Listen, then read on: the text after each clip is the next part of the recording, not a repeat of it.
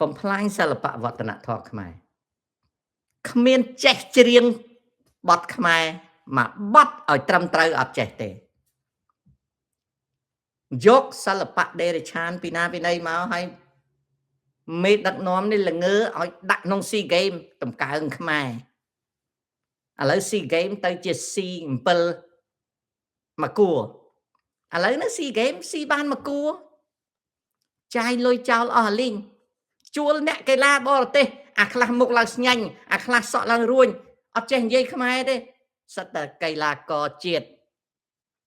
កីឡាករជាតិឥឡូវទៅបាត់អស់លីងអត់មានសល់ទេណាកីឡាករជាតិអស់លីងអត់មានសល់ទេហ៎មកអាមេរិកអីផ្អើលតាអ្នកផ្សេងទេ